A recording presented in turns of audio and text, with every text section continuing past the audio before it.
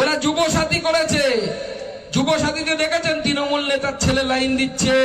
কোন অভিষেক বন্দ্যোপাধ্যায় তো বেকার, চাকরি করে অভিষেক বন্দ্যোপাধ্যায় জানেন? চাকরি করে না। ব্যবসা করে, বলেছে ব্যবসা করে না।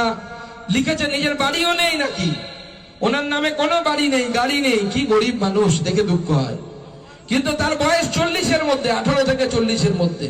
তা আমি বলেছিলাম এই যে যুব সাথী নাকি খুলেছে একটা যুব সাথী, তাতে যদি সবার আগে লাইন দিতে হয় তাহলে অভিষেক বন্দ্যোপাধ্যায়কে লাইন দিতে হতো ওই যুব সাথীর লাইনে, কারণ তিনি সব থেকে যোগ্য ব্যক্তি।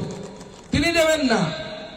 দিদি কি বক্তব্য রাখবেন আমাদের জন্য? কাজ চাইতে গেলে বলে চাকরি চাইবেন না, তাহলে কি করবেন? বলে যে তোমার বউদেরকে 1,500 টাকা দিচ্ছি, 1,500 টাকা দিয়ে ছোলা কিনুন, তা দিয়ে ঘুগনি বানান, আর ঘুগনি মুড়ির সাথে বিক্রি করুন, তাতে নাকি অনেক রোজগার। তাই তো দিদিমণি, যদি এতে অনেক রোজগার হয়, তা আপনার তো 3খানা ভাইপো আছে, অভিষেক, আকাশ, বাতাস, কি যেন নাম তাদের, তাদেরকে বলুন না ঘুগনির দোকান নিয়ে রাস্তায় দাঁড়াতে। বিজেপি লাইন দিয়ে ঘুগনি খাবে, লাইন দিয়ে ঘুগনি নিয়ে খাল কিনে খাবে, আপনার ভাইপোরা রোজগার করবে।